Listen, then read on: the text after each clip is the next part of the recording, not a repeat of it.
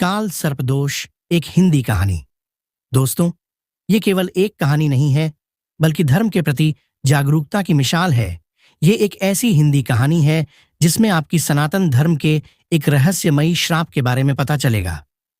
हिंदू सनातन शास्त्रों में काल सर्प दोष को एक अभिशाप की तरह माना जाता है। काल सर्प दोष हिंदू सनातन शास्त्र के मुताबिक व्यक्ति की कुंडली में ग्रह नक्षत्रों के योग से प्रायः कुछ ना कुछ शुभ और अशुभ योगों का प्रारंभ होता रहता है। कुंडली में स्थित शुभ योग से जहां व्यक्ति को अच्छा फल प्राप्त होता है, वहीं अशुभ योग और दोष से जीवन में कुछ समस्याओं का सामना भी करना पड़ता है। काल सर्प दोष को शापित माना गया है। दरअसल हिंदू सनातन शास्त्र के जानकारों का कहना है कि काल सर्प दोष के अशुभ प्रभाव से शारीरिक, मानसिक और आर्थिक परेशानियों का सामना करना पड़ता है, लेकिन फिर भी कुछ लोग अपने तुच्छ ज्ञान की वजह से शास्त्रों में लिखी चेतावनियों को भी नजरअंदाज करके अपने जीवन का सर्वनाश कर बैठते हैं। ऐसी ही कहानी इंजीनियर लड़के विजय की है। विजय आधुनिक शिक्षा ग्रहण कर चुका था और अब उसे तलाश थी एक अच्छी नौकरी की। विजय पढ़ाई में बहुत होनहार छात्र था, इसलिए उसे अपने ऊपर पूरा भरोसा था कि उसे एक अच्छी नौकरी जरूर मिल जाएगी। अब परीक्षा खत्म होते ही विजय अपने पहले साक्षात्कार के लिए खूब तैयारियां करता है। विजय अच्छी तरह जानता है कि अगर उसने यह नौकरी प्राप्त कर ली तो वह सफलता की पहली सीढ़ी चढ़ जाएगा। विजय साक्षात्कार के लिए अपना बायोडाटा लेकर निकल जाता है। रास्ते में अचानक उसे एक तेजस्वी बाबा मिलते हैं। वह उसे रोक लेते हैं और अपने पास बुलाते हैं और उसके मस्तिष्क को देखकर कहते हैं, तेरा काल सर्प दोष प्रारंभ हो चुका है, सावधान रहना बेटे, और चले जाते हैं। विजय को अपने साक्षात्कार के लिए देरी हो रही थी, इसलिए वह जल्दी जाना चाहता था और वैसे भी विजय को इस तरह की बातों पर कोई भरोसा नहीं। विजय कंपनी के रिसेप्शन में पहुंचकर साक्षात्कार की प्रक्रिया पता करता है। रिसेप्शन में बैठी महिला कर्मचारी विजय को एक कागज देती है और उसमें उसकी निजी जानकारियां भरने को कहती है। विजय कागज लेकर उसमें जानकारियां भरने लग जाता है। विजय के साथ साथ और भी प्रतिभागी साक्षात्कार में हिस्सा लेने आए हुए थे।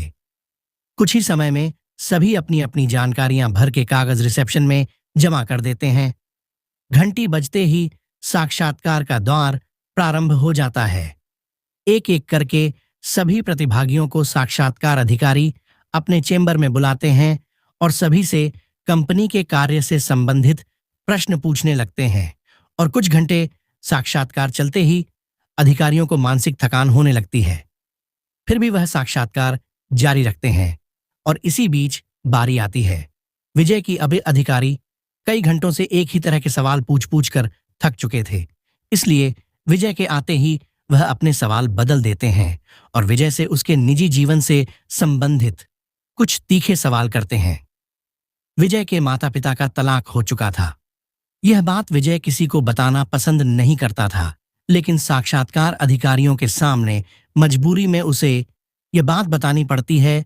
और इसी बात पर जब अधिकारी विजय को अपमानित करते हैं तो उसे गुस्सा आ जाता है और वह अधिकारियों के मुंह में अपना कागज फेंककर साक्षात्कार चेंबर से बाहर निकल आता है।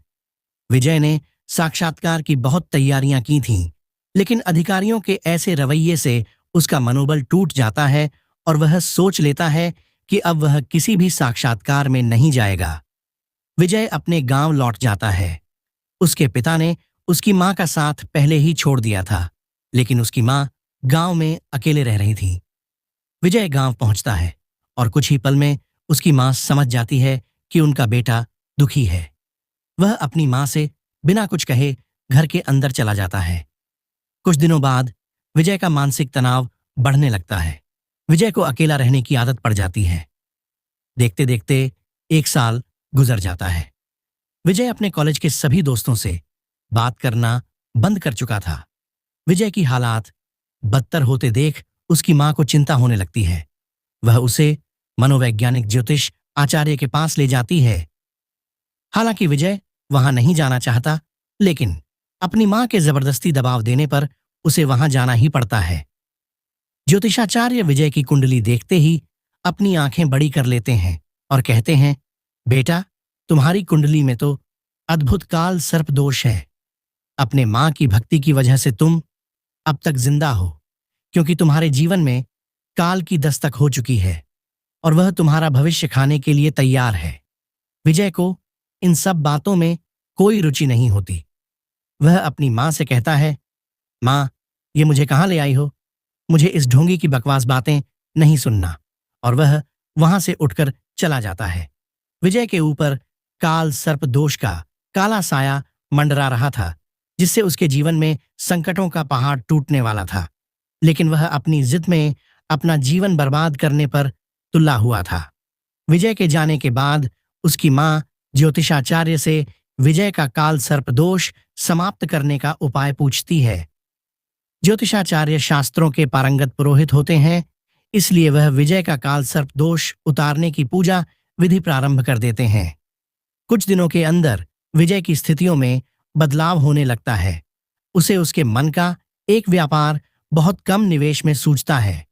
वह अपना काम जमा लेता है और धीरे धीरे उसका दिमाग स्थिर होने लगता है। विजय का काल सर्प दोष हट चुका था और विजय सफलता की ऊंचाइयों में बढ़ने लगता है। वह आज भी शास्त्रों पर विश्वास नहीं करता था, लेकिन भगवान ने उसे अभय दान दे दिया था।